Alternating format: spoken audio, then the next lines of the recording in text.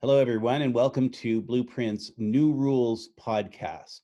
Why new rules? Well, obviously, we're going through the coronavirus era now, the isolation era, and everything has changed. What will stick, what will not, we don't know, but definitely there are going to be new rules going forward, and that's what we're going to discuss in this podcast today.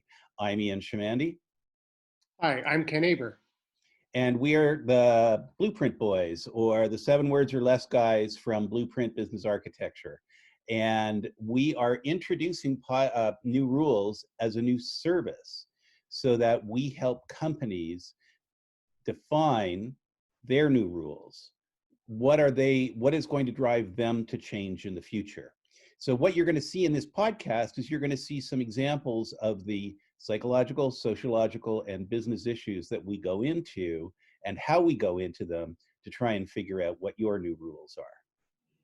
Today, we'd like to welcome Jamie Watt, Executive Chair of Navigator Limited, including, in addition to those duties, Jamie is also the chair of the E02 Board of Governors, has had a long time involvement in the AIDS Hospice Casey House, including his current role as chair of the Capital Campaign. Jamie's longtime contributor to the CBC on the national and on other programs, as well as a regular column, having a regular op-ed column in the Sunday Star. Jamie, we'd love to start with combining the Casey House and your op-ed in the Toronto Star this weekend. What can we learn from the AIDS epidemic? Well, I think, Ken and Ian, there's a lot we can learn. One of the things we learned about through that epidemic was to be resilient. We learned to care for each other. We learned to be kind to each other. And we actually changed the way that we brought drugs to market. We changed the way we interacted with government. There were all kinds of things that we learned from that, which I think are completely applicable to the pandemic we're facing today. Can you see evidence of that learning from the AIDS virus in how the pandemic is being handled today? I do. I think, first of all, the current COVID-19 pandemic is being handled much better than the AIDS pandemic was. So that's for starters. And then on top of that, I think we are seeing outbreaks of kindness and caring. I mean, everybody is now, it's almost become a cliche to say it, that we're in it together. But people are looking out for each other, looking out for the vulnerable. They're looking out for our elderly. They're looking out for our frontline healthcare workers. And I think those are important qualities. As well, the race to bring a vaccine to market is something that really was presaged by the work on finding drugs that would improve people's lives who are living with HIV and AIDS. It's very different because one of the things you described in your column was about how the whole gay community got stigmatized, and you were just talking about how we're all, we all seem to be in this one together, including, like, can you hear the banging of pots at 7:30 at night from your place? You and I live close together, so we're all hearing the same pots and pans. Yeah. I mean, I think that there is a difference in terms of stigma, but one of the things we are experiencing with this pandemic is that it is treating people brutally unequally. Now, luckily in this country, that the unequal treatment does not extend to healthcare. Unlike America, where depending on where you are in the socioeconomic strata depends on what healthcare you're getting. Here, for everybody, and our system, mercifully so far, isn't overstressed. So people are getting the healthcare they need. But when it comes to the economic side of this pandemic, the experiences are very different for people. And people with precarity in their lives, whether it be precarity in housing or precarity in employment, are really, really suffering in a way that other people aren't. So that is something that we still have to deal with. As you extend this out, Jamie, Navigator works in the world, in the corporate world with companies, and it also works in the government world. So we want to explore both of those. But you started to branch out there into the corporate world. What do you foresee for businesses? What should they be aware of? What do you see as big, maybe even tectonic changes going forward in how business is done? Well, that's a lot in one question, Ian. I think to start with, that they will have to, of course, adhere to the recommendations, guidelines of medical authorities as table stakes. I don't think anybody has any patience for anybody cutting corners on that or not paying attention to that. But I don't think that will be enough. I think business will want to go further, and further means customizing their approach to something that suits them. So this is not a one-size-fits-all proposition, and different businesses will have different priorities, different risk factors, different tolerances, and so on. So I think it'll be a case of meeting as a threshold, as table stakes, as an opening gambit, what the public health authorities tell us to do, and then saying, okay, with that as a framework, what does it mean for us? How do we do better? How do we make sure that our colleagues and team members are feeling safe and protected and valued? And then, then by extension, how do we do that to our customers or clients as well? So I think that's something that they have to keep in mind.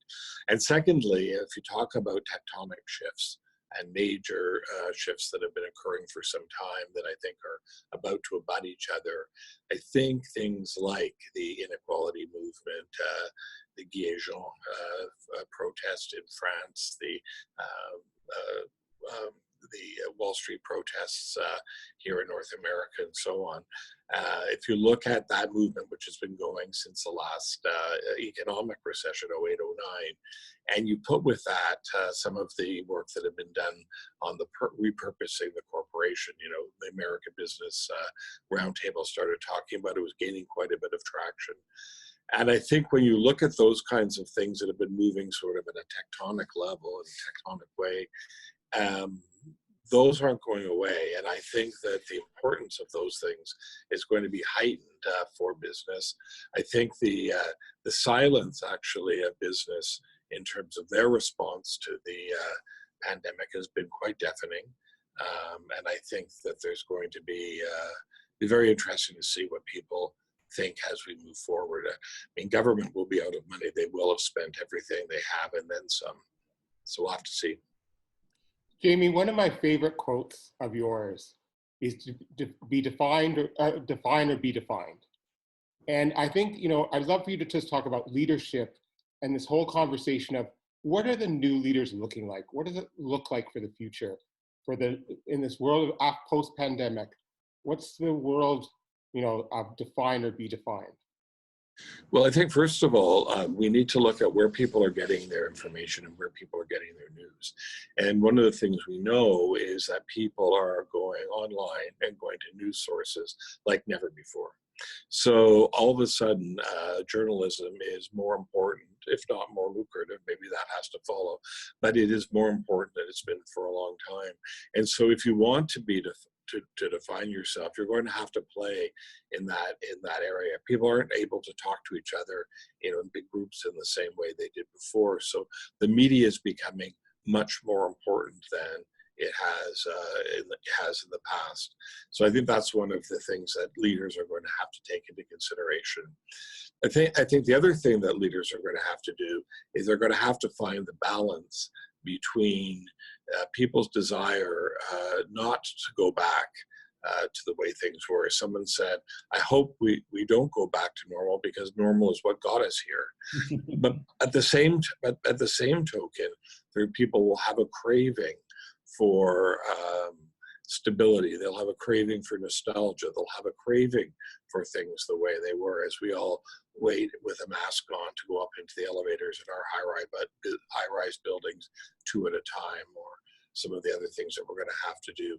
And within that, people are going to crave human contact and so on. So I think business leaders are going to have to figure out a way to split the difference on those two. Jamie, you sort of alluded to this in that answer there.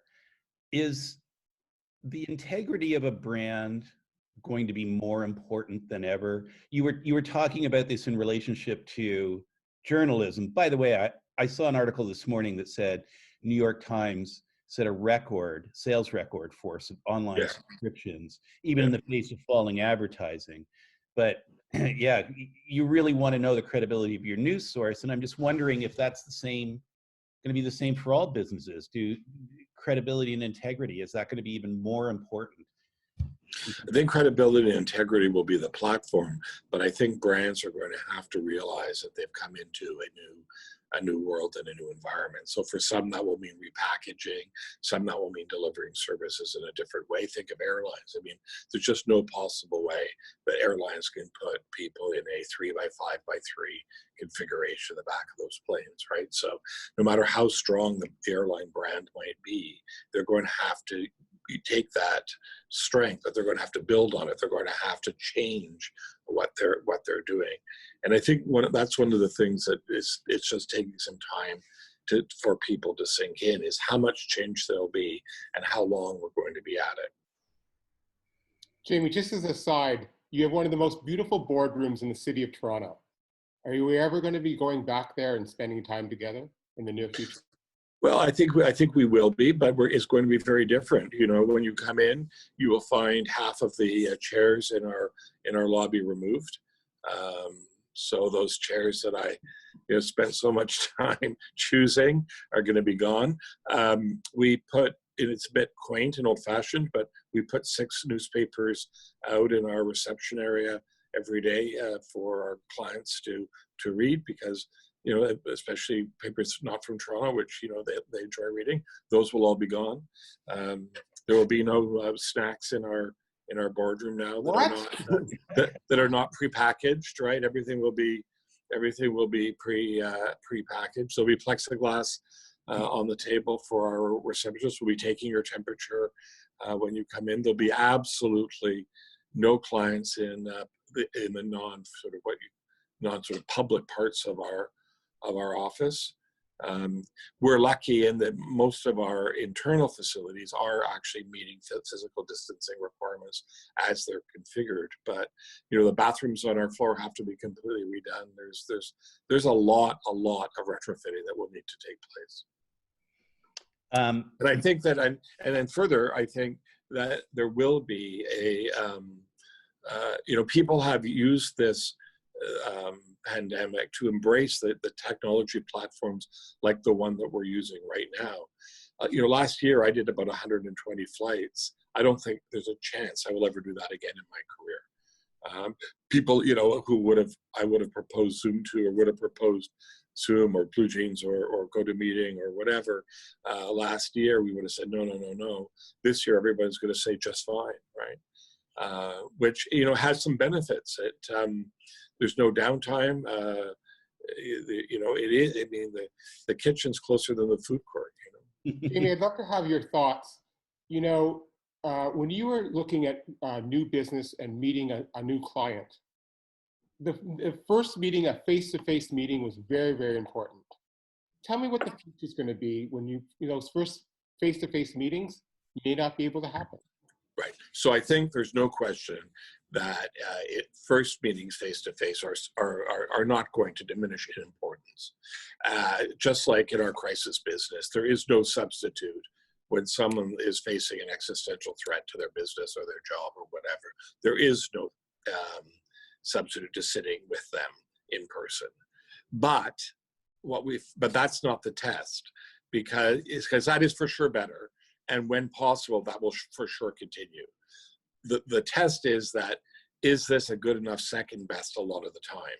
And the answer to that is yes, right? So while not perfect on meetings, I mean, we've been doing it for the last 2 months now on some very difficult files where we just, we received a mandate from Edmonton recently, and there's no possible way we can go to Edmonton. And so we had to figure out how to do it on a Zoom platform or a different platform. But so from that point of view, it was second best, but it wasn't a no-go, right? I mean, it worked, and we're working very, very effectively with that. And the other thing I think is that people will get better at using this technology, right? They'll learn how to do it in a way that's better than they're using it today.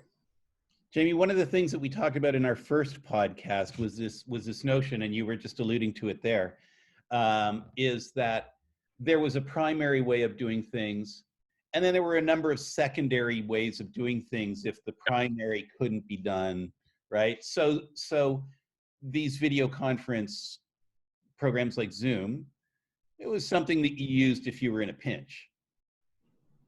And what we were suggesting is that through the forced experience of using Zoom and using it in a broader way than you had ever used it before, you start to say, hey, this actually works pretty well. Right. And a secondary gets promoted to a primary. Do you see any other things in business that may become, that were sort of secondary options in the past that might become primary? Well, I think the video links and whatever is one. I think working from home is certainly another. I don't think people really thought we could work effectively from home. People always made jokes, they would put air quotes around, working from home, which really meant goofing off and, having a slack day, being available on your phone in case there was an emergency, but not really doing any work. People have really figured out that they can work from home. Now, not everybody likes it. I read in in one of the papers yesterday that the Bank of Montreal had done a survey and 80% of its employees expected to work from home, to a much more significant degree. And a couple of things are built around that. One, again, technology, not just video technology, but connectivity in the cloud and so on, has made it very easy for people to replicate their desktop work experience at the office in their home. So they can have that. I actually surprised for, an old person like me who's used to working in a very conventional way in the office, how quickly I became self-sufficient and was able to operate on my own, no problem at all with some technology help. So I think that working from home is going to be one of those changes, because the other thing that's happened is that this idea that when you were at home, you had to have this fake environment, which nobody could intrude on. There could be no ancillary noises or so on. That's all out the window. No one cares if the cat walks by or, especially with our colleagues with small children, who are obviously some of the people under the most stress. And, when they're having a meeting and one kid comes and, crawls on their mother or father's lap and hangs on to them for a while, and nobody thinks a thing of it, right? It's a few months ago, they would have been screaming at the kid, putting it on, on mute or whatever. But now this is all fine. The dog walks by and so on. So I think that by adopting that, we and people realizing, employers realizing that their employees and their team members can be just as productive, if not in some cases more productive, I think we're going to see a big difference in that. So that's one of the ways I would answer that question. Interesting. When we were sort of doing ad hoc working at home, there was sort of a nudge, wink, wink between the company and the employee, because there was really no security measures taken. And if, I don't know, in your business, are you imagining having more of your employees working at home more often? And if so, what are the security implications for that, for companies in general? Right. So we have approximately 50 people in our Toronto office, and we've been informed by our building, and we're on the 18th floor. So for most of us, that means we need to take the elevator. Most people aren't going to walk up 18 floors, although probably would be good for all of us. And we've been just advised by our building management that 2 people can go in the elevator at one time. So as a practical matter, people will not be able to get in and out of that building very easily. And that is before we consider the difficulty people will have coming on either the streetcar or the subway to the office. So as a practical matter, I imagine that we're going to have to go, our team is working on what return to work looks like now, so we don't have it decided, but I imagine that we will have some kind of shift approach, whether it's an ABC, where one day one group comes, another day another comes, whether we decide it by function, or maybe we have people working longer hours. I mean, there's even talk some people might choose to work on the weekend and have a couple of days off in the week. So I think it's going to be a much more flexible approach. And we're lucky because we can drive to outcome.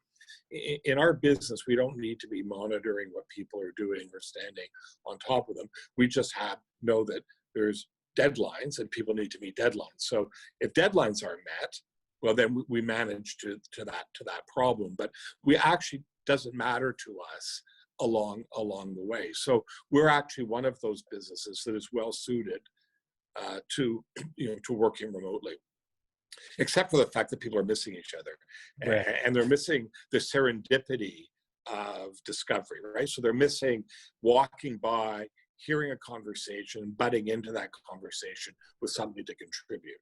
So we've gotten very good at scheduling collaboration, but spontaneous collaboration is much more difficult to achieve. So I think we will still want to come back to the office, but in terms of a practical matter, it's going to have to be staged.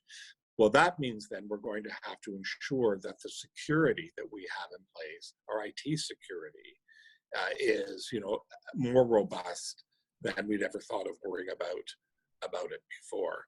And I think there's a great business opportunity for people, right, to design, which of course they are designing systems that will allow people to work efficiently, effectively, remotely, but to do it securely. Yeah, it's the company. I guess in the past, you haven't really had to think too much about when somebody's working at home, but also what the cost of that, what the cost of that is who's going to bear the cost of having home offices now? Is it Right. you as as the business, or is it the people? And there's a lot of complications to think through.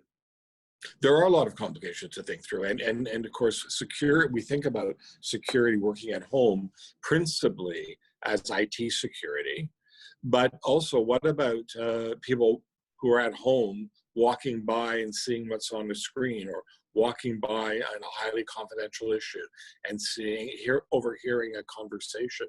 I mean, these are not people that are subject to non-disclosure agreements and fiduciary obligations, right? What happens to papers that are left on, we're right now, for example, supporting a highly, highly, highly confidential transaction, which will be, enormous public interest. And, that we have to be extraordinarily careful. That's locked down. It's got a code name. Even within the office, it's locked down and so on. But, we can't control what happens in someone's home who's working on that, right? So there are a lot of issues to work through. Jamie, one of the things that that has been apparent, especially in contrast to, our friends and family south of the border, is that we have a lot of federal and provincial governments that are, some are liberal, some are conservative, and they fight in normal times. But everybody in government seems to have closed ranks, and there's no parties. It's just cooperation. We got to pull together and work on this. How, after we get over this hump, you see parties changing at all? Governments changing at all by this in how they operate, or in how they relate, who they are? No, I think the change is situational, and I don't think it's structural. When these things happen, there is a tendency for people to pull together, to be supportive, to suspend criticism and whatever.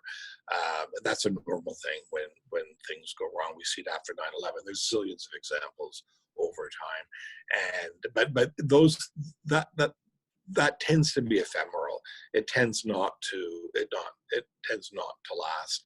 And I think the problem, of course, is as we come out of this, that's when the real work begins. This is the mistake most politicians make, is that they go through these crises, they get a bump in their approval ratings, they think they've done a good job, they think they've done a job that no one else could do. They're very satisfied with themselves, of course, but that is built on quicksand, and it crashes, to mix my metaphors, afterwards. If you look back to George H.W. Bush, Ernie Eves, many people had great approval ratings. during and immediately after a crisis, but then they fell. And that's because politicians fail to realize that public doesn't judge them on how they deal with the crisis. They judge them on how they come out of the crisis. And I'm going to write about this in my column on Sunday, so that it's really the response after the crisis. And that's when the hard work gets to be done. And I think in this particular case, that hard work is going to be exacerbated by the fact that Mother Hubbard's cupboard is going to be bare. There is going to be no money. The province has very, very little fiscal capacity, very, very little.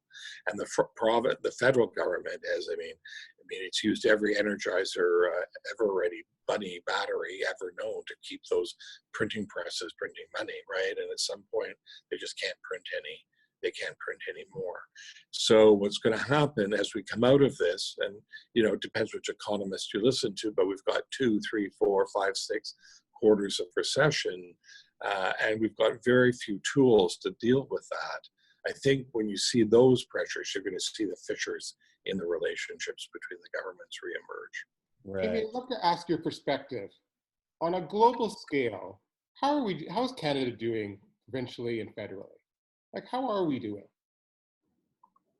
Well, as you know, we went into this quite strong. I'm a bit critical that it took the governments as long as it did to shut everything down. I think we had evidence that they could have done it sooner. I think they should have shut the border to China sooner. I think those kinds of things. But that's a bit being a Monday morning quarterback, and their decision to give it a little bit of time may have well been the correct one, and that they may not have got compliance if they moved as quickly, as they did. I think overall Canada has done well. I don't think we've done better, but I think we've done well when you put into consideration all of the factors that that we have. We're not an authoritarian society. If those more authoritarian-oriented countries had perhaps an easier time of it. If you told me 2 months ago that I was going to be sitting at home, basically not going outside for anything other than for a walk and to do with something that essential services and somehow figure out how to run our business, everything for that, I would have said you were crazy, right? And yet the whole country, except for to quote the premier, some yahoos, the whole country basically did it. And we got a result from it, right? There's no question that we flattened that curve. Unfortunately, not until after a big price was paid, especially by some of our seniors who've been forgotten in those old age in those long-term care homes. What do you think the trends of philanthropy are going to be in the future? We're hearing all kinds of things that people aren't giving, people are giving, things are. But what do you think the trend of philanthropy is going to be? Well, I think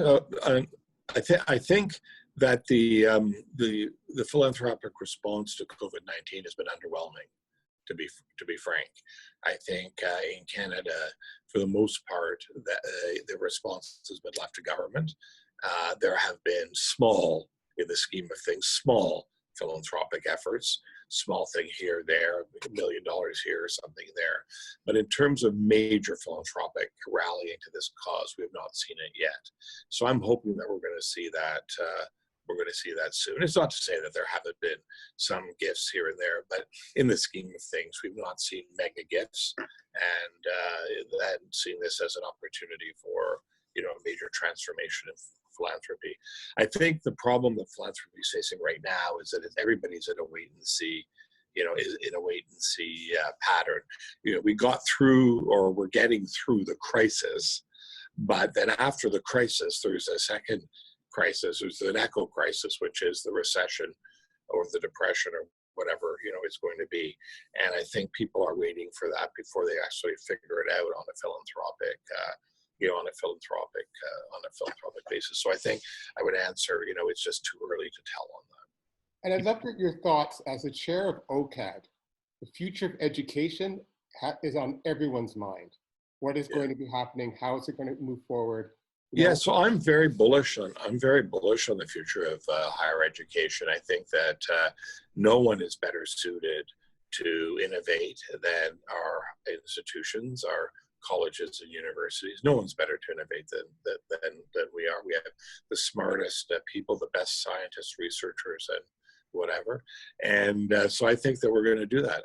I also think that if we really are looking at massive unemployment, generally speaking, in those times, people will, they can't get a job, they're going to go to school. So I think there's going to be demand for that. We talked earlier about things that people said they couldn't do online and they're use technology. Guess what? All these people who've been fighting like crazy online learning are finding it's not a substitute 100%, of course not.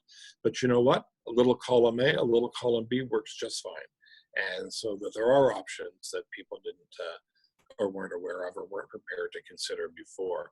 So I think if we get it right, there's all kinds of opportunities to innovate. Now, there are some restrictions and there are some barriers, and a lot of those revolve around the physical plants that universities have that have been built in a particular way to deliver education in a particular way. And obviously, university can't jam 3,000 freshmen into, poli-sci 101 or something anymore, right? So they'll have to think about that. And, and there will be, again, this is where, we're not out of the woods in terms of the costs of rebuilding the infrastructure of our economy to support some of these undertakings. But, I think that in Canada, we've got very clever faculty who can innovate the way these programs are delivered. We've got young people who are the most adaptable to change and to doing things in new ways. They are not old dogs being taught new tricks. They're young dogs who are teaching new tricks too. So that's whatever. And finally, I think that in terms of foreign students, which are very important to all Canadian institutions,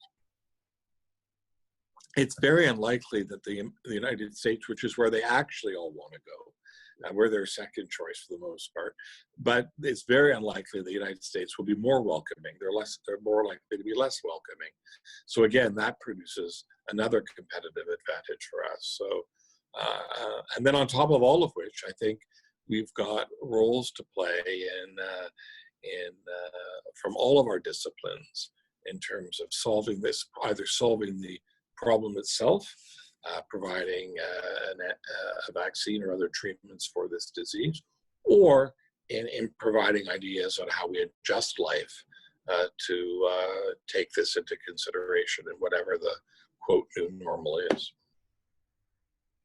Jamie, as we bring this to a close, is there anything else that you want to add? Any questions that we haven't asked that pertain to your opinions of what life is going to be like going forward? Well, it's just one of the lessons I would say, Ian, that I learned from trying to lead through this. And that is that this closure, being at home, dealing with the uncertainty, dealing with the fear of the pandemic has affected everyone. And we know that. As we're told every day, we're all in this together, right? To the point where it's become a shop-worn cliche. But one thing, and then we say, well, we're together but apart, and we have all these, things that we're messages we're driving. But really, what struck me is that we're together, but it's different. And I'm struck by how different the effect of this pandemic has been on different people. I just look at my own colleagues.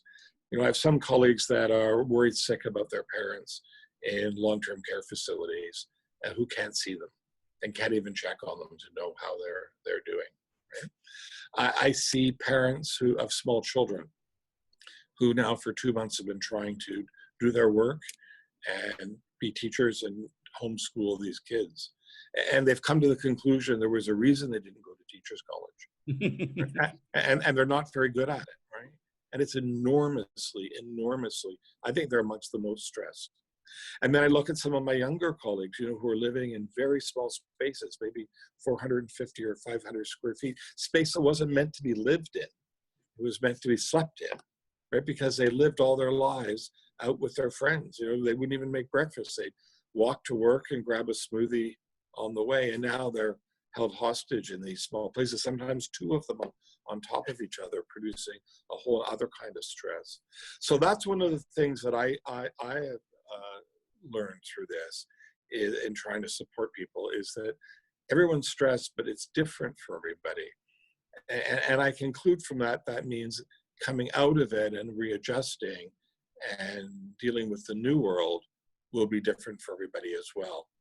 And as we try to deal with this and the enormity of the changes that we have to make, I think it's going to be super important to make those changes, but at the same time try and understand that we're going to have bespoke changes as well. Well, it's new rules for everyone, and everyone's new rules are different. I think that was part of the subtext of what you said. Jamie, I'd like to thank you for joining us here today. That was really insightful. And congratulations on your new granddaughter. Thank you. And it's great to see you. Great to see you. Good to see you guys. Look forward to seeing you in the same room soon. Yeah, for sure. Fingers crossed. Fingers Okay. crossed.